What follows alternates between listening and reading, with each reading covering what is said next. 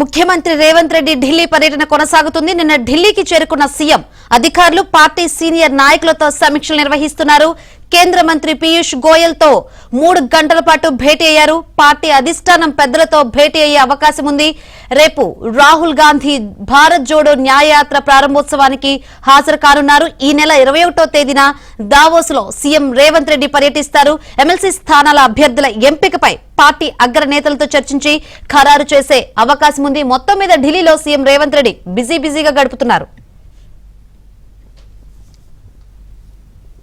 Right, CM Revanth Reddy Delhi పర్యటనకు సంబంధించి మరిన్ని వివరాలు మా ఢిల్లీ బ్యూరో చీఫ్ కృష్ణ అడిగి తెలుసుకుందాం. కృష్ణ.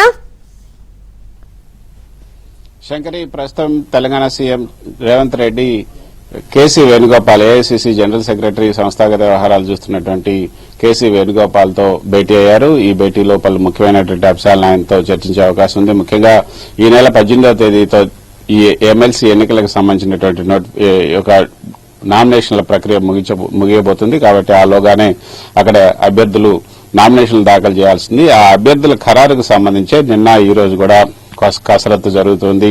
దానిపైన ఏఐసీసీ నేతలతో కూడా భేటీ అయ్యారు. నిన్న దీపాదాస్ మున్షి ఎవరైతే ఏఐసీసీ ఇన్ఛార్జ్ ఉన్నారో తెలంగాణకు, ఆమెతో పాటు సునీల్ కన్గోల్తో కూడా ఆయన చర్చలు జరిపారు. ఇప్పుడు కేసీ వేణుగోపాల్ తో చర్చలు జరుపుతున్నారు. 18వ తేదీలోపు ఎవరికి ఏ ఇద్దరికి ఈ యొక్క బీ ఫామ్లు ఇవ్వాలి అన్న దానిపైన కసరత్తు జరుగుతుంది. అయితే అభ్యర్థుల జాబితా అయితే చాలా ఎక్కువగానే ఉంది. సామాజిక సమీకరణాలు, ఇటీవల జరిగినటువంటి ఎన్నికల్లో ఇచ్చినటువంటి హామీలు ఇవన్నీ దృష్టిలో ఉంచుకుని ఇద్దరు పేర్లను ప్రకటించాల్సి ఉంటుంది. ఆ ఇద్దరు ఎవరన్నదే ఇప్పుడు కొంత అందరికీ కూడా ఉత్కంఠ నెలకొని ఉంది. నిన్నటి నుంచి కూడా సీఎం రేవంత్ రెడ్డిని కలిసినటువంటి నేతల్లో చాలా మంది ఉన్నారు. షబ్బీర్ అలీ, చిన్నారెడ్డి, అద్దంకి దయాకర్, జగ్గారెడ్డి, మహేష్ కుమార్ గౌడ్, సంపత్ కుమార్, నిరంజన్, అదేవిధంగా మధు యాష్కి, శోభారాణి, అనిల్ కుమార్ వీళ్ళంతా కూడా టికెట్లను ఎక్స్పెక్ట్ చేస్తున్నారు. సో వాళ్ళందరూ కూడా ఆయన కలిసి వాళ్ళ అభిప్రాయాలు తెలియజేశారు. వీటన్నిటిని కూడా అధిష్టానానికి తెలియజేసి సరైన అభ్యర్థుల్ని ఎంపిక చేసే అవకాశం ఉంది. అయితే సీఎం రేవంత్ రెడ్డితో పాటు డిప్యూటీ సీఎం బట్టి కూడా కేసీ వేణుగోపాల్ కలిశారు.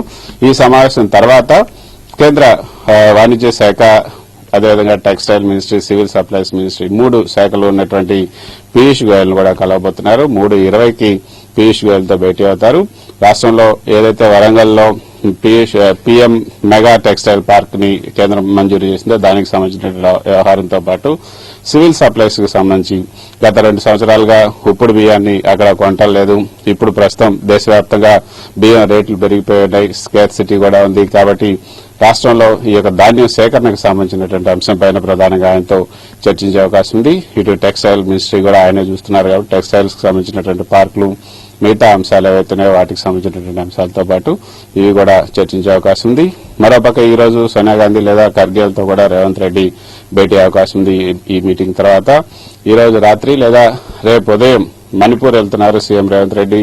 అక్కడ రేపు రాహుల్ గాంధీ ప్రారంభించినటువంటి భారత్ న్యాయయాత్ర, ఏదైతే భారత్ జోడో న్యాయయాత్ర ఉందో దాంట్లో కూడా ఆయన పాల్గొంటున్నారు. ఆ తర్వాత రేపు రాత్రి ఢిల్లీకి వచ్చి 15వ తేదీ ఉదయం ఇక్కడ నుంచి దావోస్ కి వెళ్తున్నారు. ఇక దావోస్ లో 21వ తేదీ వరకు కూడా అక్కడే ఉండబోతున్నారు.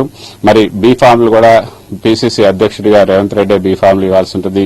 మరి బీ ఫామ్లు ఇక్కడ పిలిపించి ఇక్కడికే ఇస్తారా అభ్యర్థులకి, లేదా మరి బీ ఫామ్లు ఇవ్వడానికి హైదరాబాద్ వచ్చి మళ్ళీ హైదరాబాద్ నుంచి దావోస్ కి వెళ్తారా అనేది చూడాల్సింది. అది ఇంకా ఖరారు కాలేదు. ప్రస్తుతం అయితే కేసీ వేణుగోపాల్ తో సమావేశం జరుగుతుంది. ఈ సమావేశం తర్వాత కేంద్ర మంత్రి పీయూష్ గోయల్ తో భేటీ కాబోతున్నారు. Thank you Krishna.